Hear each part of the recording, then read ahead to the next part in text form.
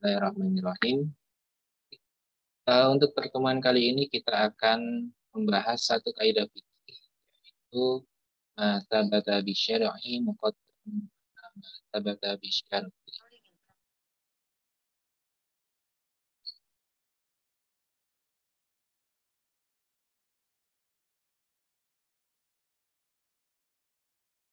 Ini bunyi kaidahnya, ma tsabata bisyar'i muqaddamun ala ma tsabata bisyar'i. Apa yang ditetapkan oleh syariat dalam menurut syarat atau oleh syariat lebih didahulukan daripada sesuatu yang ditetapkan menurut syarat.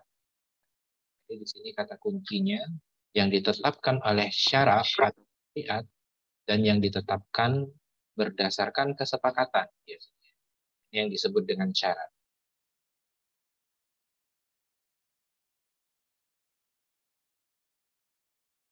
Sebelumnya ini kosakata dari istilah-istilah yang kita gunakan tadi. Tsabata itu artinya ditetapkan, ya.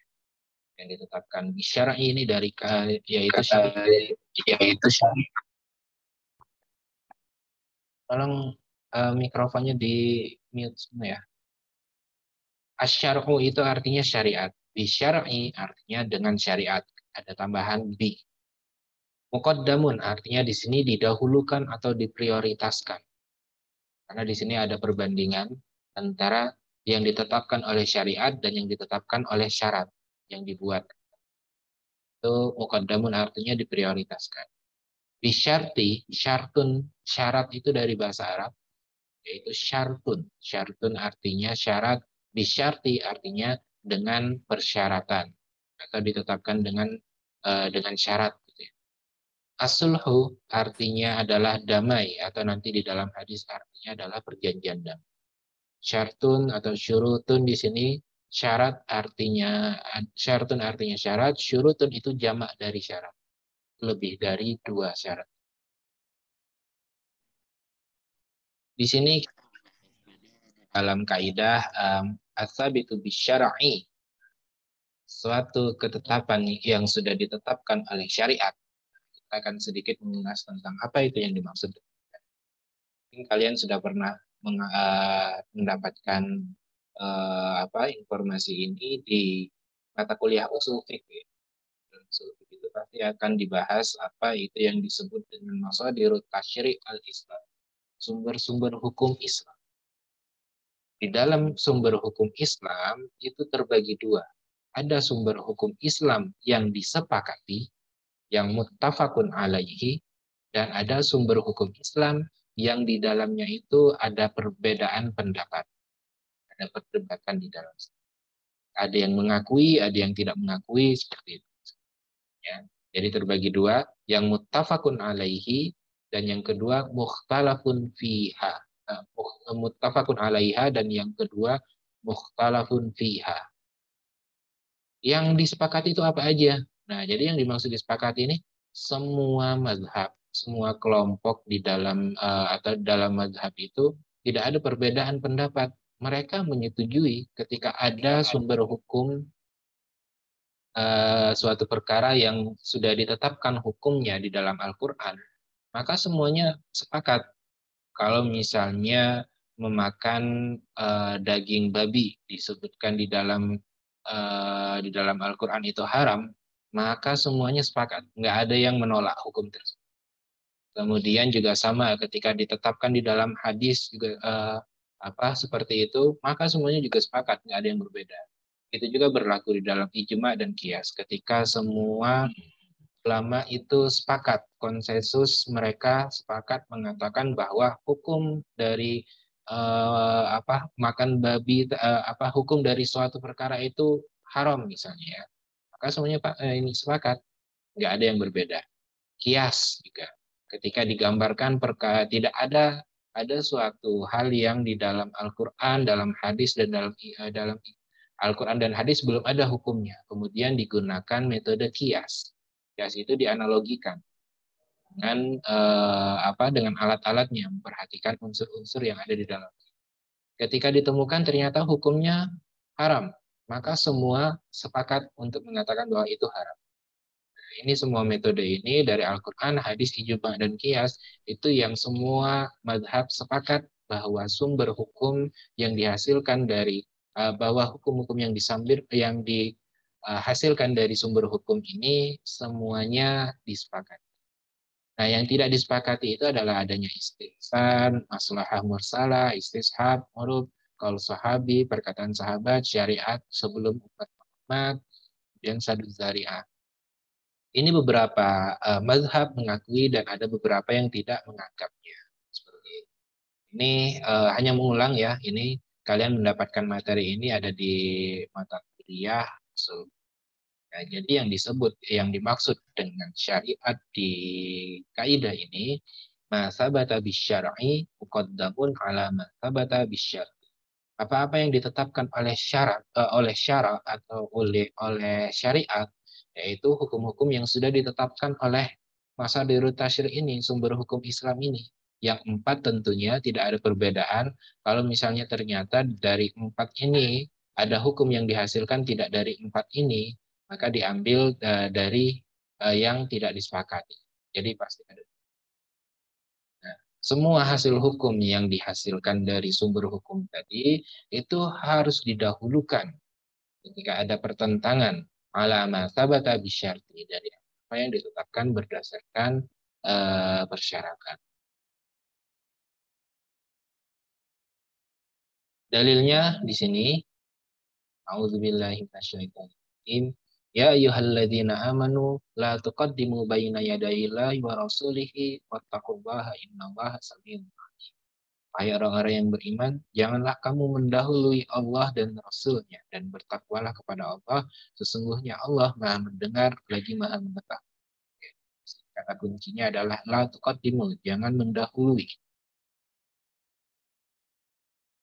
Kemudian di dalam hadis yang sebelumnya pernah kita singgung juga di pertemuan sebelumnya, yang berbicara tentang akad, as-sulhu jaizun bainal muslimin illa sulhan harrama halalan au ahalla haraman. Wal muslimuna ala syurutihim illa syartan harrama halalan au ahalla haram. As-sulhu di sini artinya diartikan adalah perjanjian damai.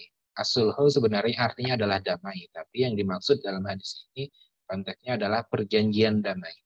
Perjanjian damai bainal muslimin jaiz atau halal boleh.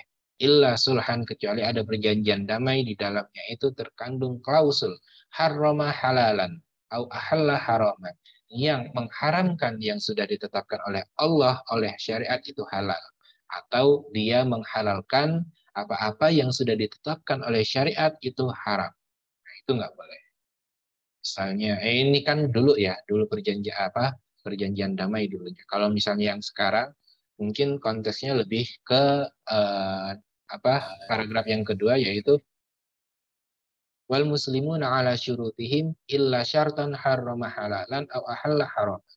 Dan setiap muslim itu terikat dengan syarat-syarat yang mereka bentuk, yaitu perikatan. Nah, suatu kalau misalnya sudah ada perikatan ya dalam akad ya, ada perjanjian di sana, ada perikatan, maka setiap muslim tadi akan terikat ya, dengan akad tadi, dengan syarat tadi.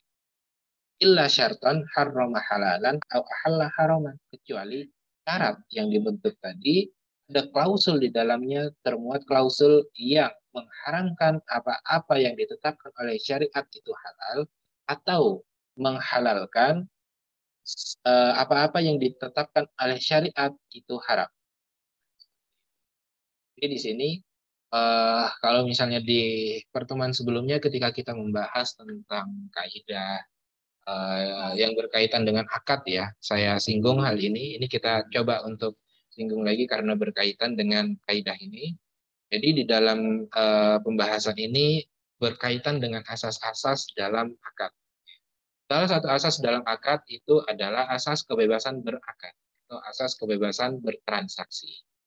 Yang nomor satu ya, yang kita bahas adalah yang nomor satu, yaitu asas kebebasan berakad. Jadi di dalam sini maksud awal muslimun ala syurutihim, syarat di sini kita umat Islam itu dibebaskan.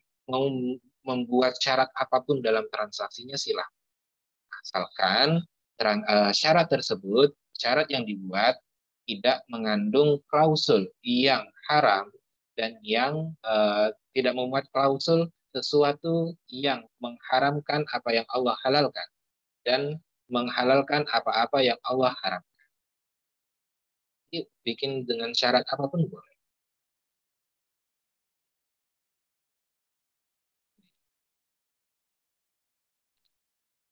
Atas kebebasan berakad atau al-hurriyah.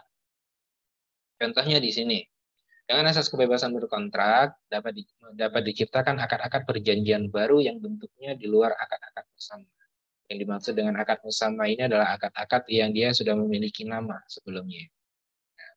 Yang namanya di sini ada misalnya kayak multi level marketing, Syarakah mutanakisah, multi level marketing, franchising, perjanjian lain facility. Ini adalah akad-akad yang musamma.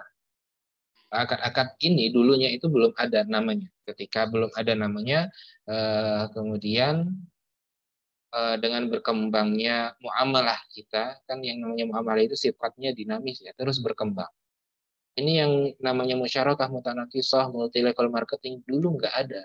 Dulu nggak ada. Maka ini dulu disebut dengan akad-akad ghairu musamma, yang tidak ada namanya dulu. Disinilah kita bisa diberikan kebebasan oleh syariat untuk membentuk akad-akad ini. Multi level marketing, franchising ini karena namanya dulu nggak ada, prakteknya dulu nggak ada, sekarang prakteknya ternyata ada. Kemudian diteliti oleh ulama kita, akad-akadnya, oh akad ini bisa menjadi akad yang dihalalkan atau dibenarkan oleh syariat dengan ketentuan seperti ini, seperti ini. Jadi setiap akad tentu ada karakteristik tertentu ya. Nah inilah dengan kebebasan berakad tadi, kebebasan bertransaksi tadi, maka nama-nama akad yang dari muamalah kita yang sifatnya dinamis tadi, dia akan terbentuk akad-akad baru. Akad-akad yang terbentuk ini kan akad itu kan perikatan antara dua belah pihak yang bertransaksi. Tentu nanti ada di sana yang melibatkan syarat-syarat yang mereka bentuk, yang mereka sepakat. Syarat-syarat ini tidak boleh melanggar syariat, menghalalkan yang Allah haramkan atau mengharamkan apa yang Allah haramkan.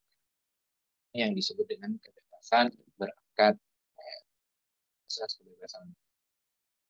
Nah, contohnya ya, contoh sederhananya seperti ini.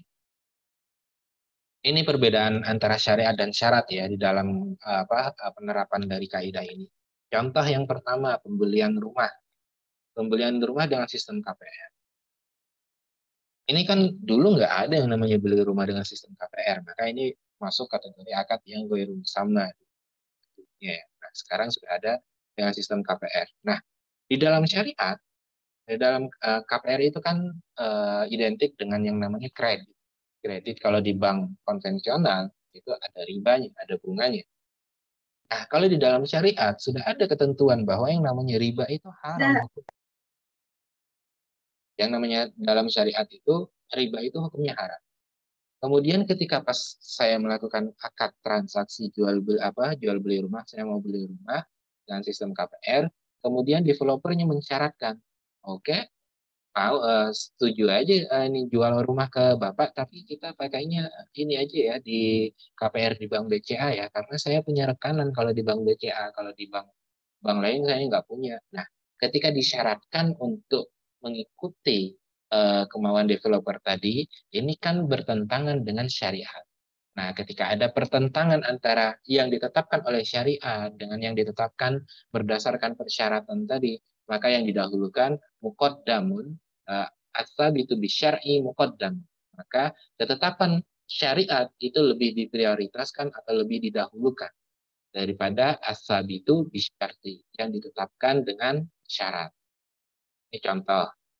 Atau yang contoh kedua ya, beli buah mangga ke petani langsung ya. Misalnya kalau misalnya dalam partai besar kan dia biasanya pembeli datang langsung ke petani.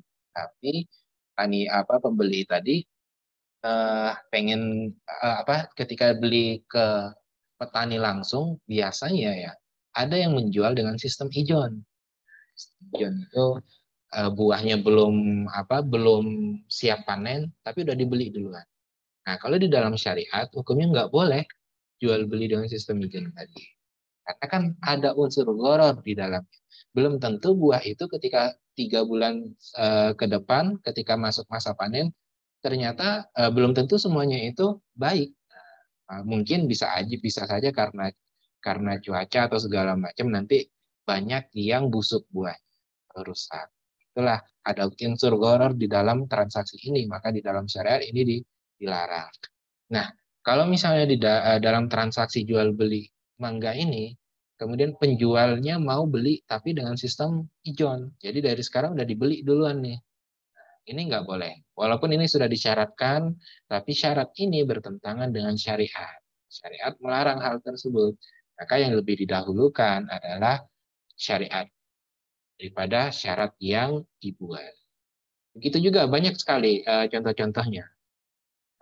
Atau yang lain yang mau memberikan contoh kira-kira sekarang itu apa sih contoh yang relevan gitu ya, yang berkaitan dengan kaidah fikih kita yang sekarang kita bahas ini. Siapa yang bisa silakan. Jangan takut salah. Kodrat sudah nyalakan mikrofon. Apa Kodrat? Kira-kira transaksi yang kekinian sekarang ini yang syaratnya itu ada syarat yang bertentangan dengan syariat. Kira-kira apa? Maaf Pak, saya baru masuk Zoom Pak. Tidak tahu materinya, mohon maaf. Masuk. Yang lain silakan. Ada yang mau atau ada yang mau bertanya?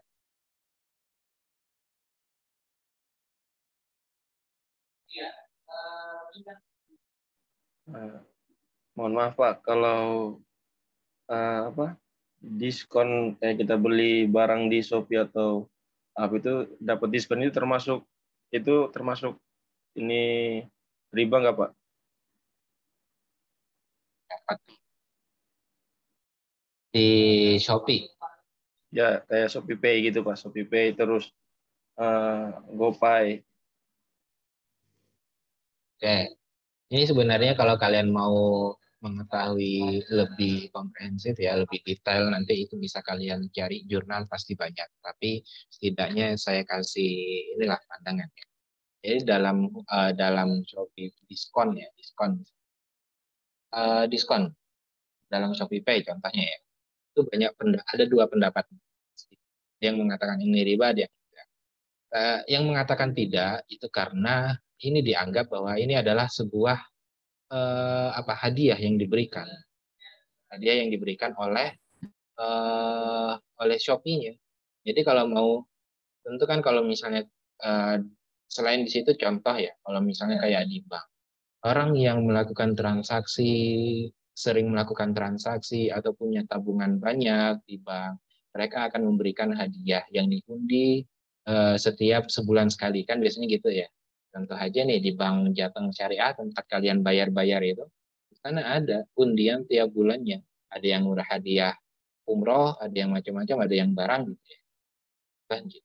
Nah, undian itu diberikan kepada nasabah sebagai bentuk hadiah.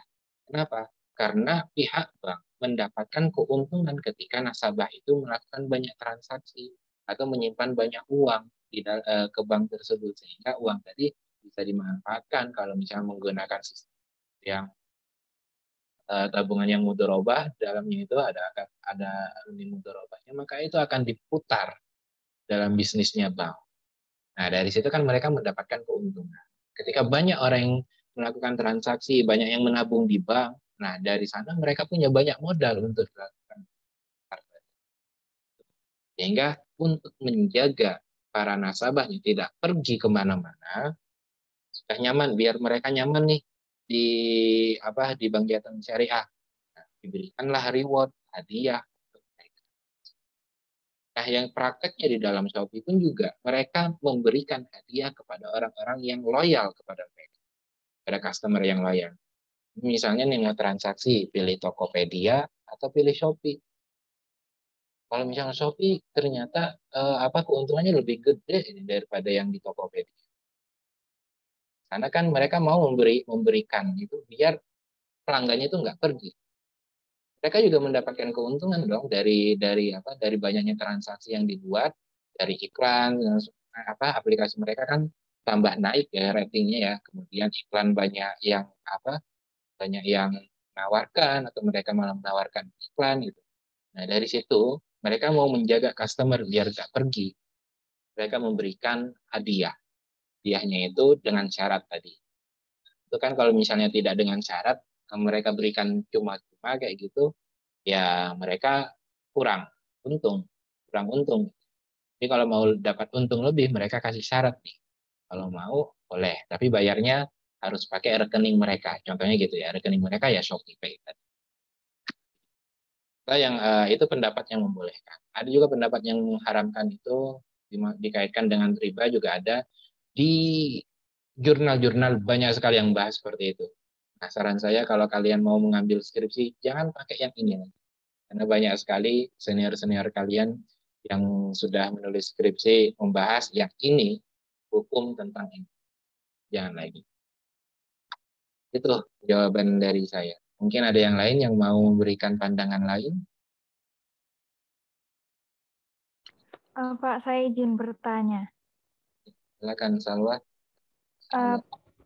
Kalau semisal ada pedagang kan Pak, dia tuh ada pembeli tuh datang buat mau pesen barangnya dia, tapi barangnya tuh belum ada, terus dia tuh bayar dulu di muka, gitu tuh boleh nggak sih Pak? Maksudnya kan itu barangnya belum pasti belum pasti gitu loh Pak, kan masih dalam proses pembuatan gitu loh Pak. Itu tuh boleh nggak sih Pak kita nerima uangnya dulu? Itu sistem salam.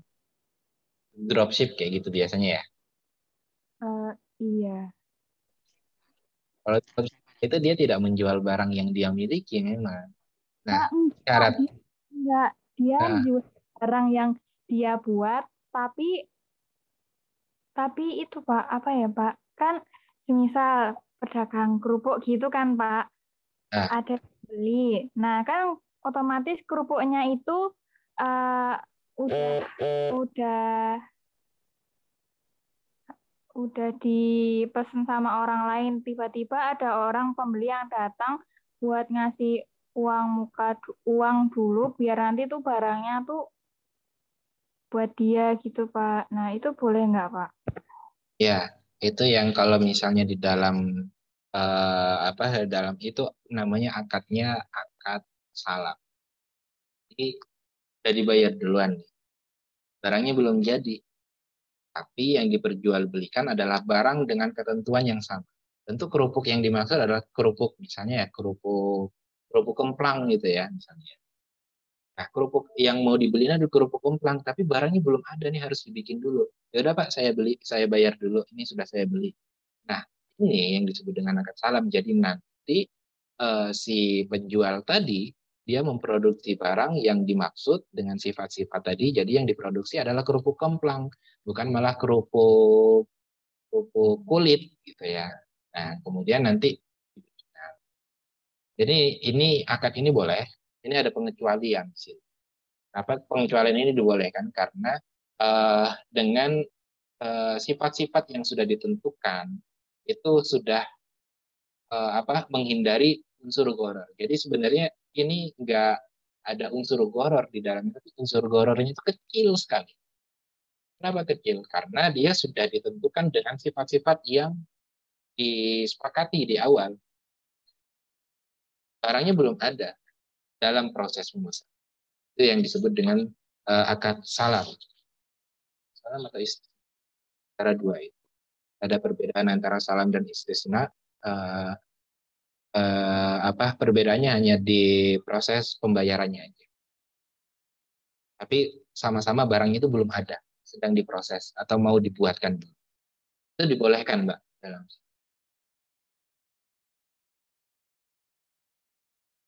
Yang lain? Pak, saya mau nanya. Terima kasih, Pak. Yaning Aulia Putri.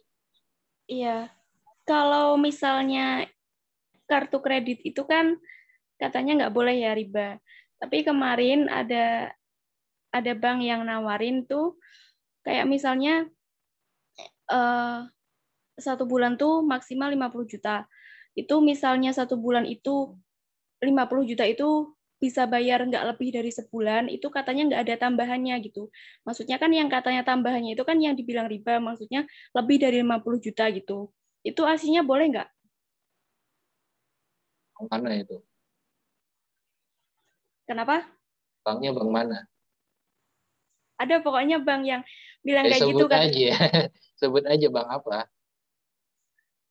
Mandiri. Biasa nggak syariah maksudnya. Bank Mandiri Syariah udah. Bank Syariah Indonesia. Oke. Itu boleh nggak gitu? Ya. Katanya kan nggak ada tambahannya gitu. Tapi kan kalau misalnya lebih, Iya, kalau lebih ada misalnya 50 juta itu nggak bisa bayar selama 1 bulan. Lebih itu baru ada tambahannya. Tapi kalau misalnya nih, kan itu maksimal 50 juta, tapi kita misal beli HP tuh 10 juta, kita bisa nyicil sama 1 bulan, itu nggak ada tambahannya gitu loh, Pak. Jadi ya seharga itu, maksudnya nyicilnya tuh sesuai ngambilnya gitu loh, nggak ada tambahannya gitu. saya belum tahu ya nanti bagaimana prakteknya. Saya coba cari tahu lagi. Oh iya. Tapi ini, kalau misalnya dalam perkara seperti ini, kita kan nggak tahu juga ke depannya apakah kita mampu atau tidak. Sehingga untuk menghindari, karena mereka kan sudah menetapkan kalau lebih dari batas waktu yang mereka tetapkan, ada yang dibayarkan lebihannya.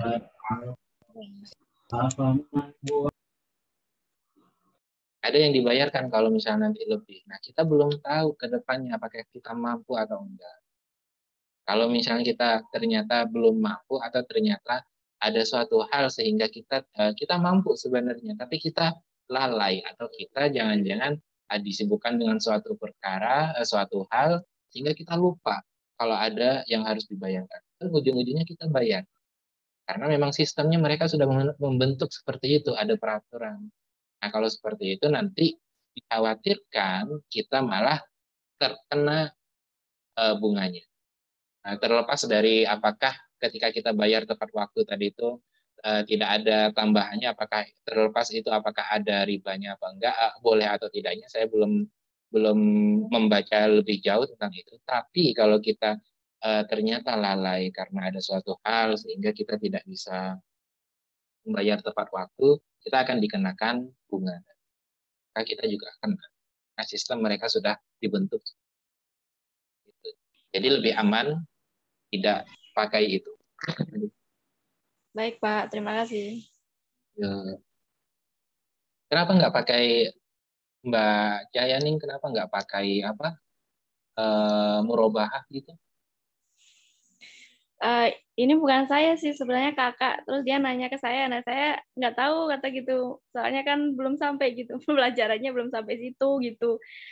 Makanya ini pas kuliah saya tanyain gitu. Ya, itu lebih aman tidak ngikut daripada nanti kena ujung-ujung. Iya, iya Pak.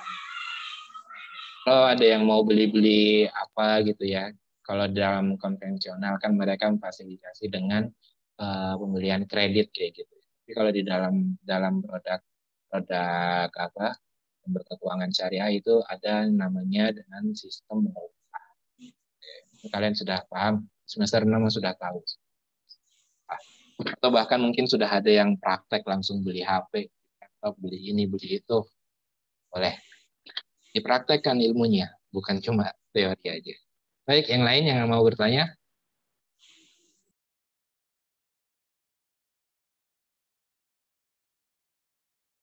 Yang mau bertanya tentang kaidah ini ada yang belum jelas? Atau ada yang mau memberi contoh lain?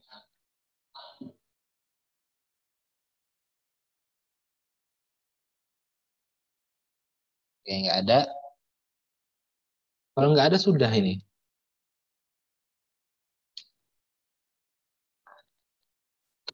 Baik, karena nggak ada lagi yang mau bertanya dan tidak ada yang didiskusikan, kita cukupkan perkuliahan kita pada hari ini. Kita cukupkan perkuliahan kita hari ini. Untuk absensi akan saya ambil dari kuis yang akan saya share nanti. Di malam saya share kuis. Silakan diakses di jam sholat tarawih, jam 9-an.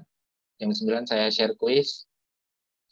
Terakhir pengerjaan kuisnya jam 12 malam. Pak, kuisnya bisa di mana, Pak?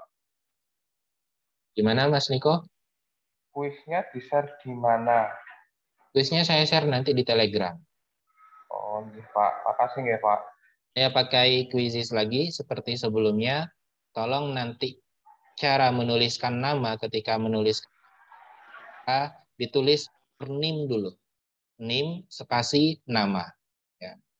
Yang tidak menuliskan NIM di awal itu akan menyulitkan ketika sortir nilai atau ini sortir untuk input nilai. Jadi kalau daripada ambil pusing repot ngurusin banyak orang yang tidak mau ikut aturan itu tadi, ya lebih baik saya delete aja nanti kalau misalnya banyak. Seperti itu. Jadi tuliskan NIM dulu baru nama. Oke, syukron. Assalamualaikum warahmatullahi wabarakatuh. Waalaikumsalam warahmatullahi wabarakatuh. Assalamualaikum warahmatullahi wabarakatuh.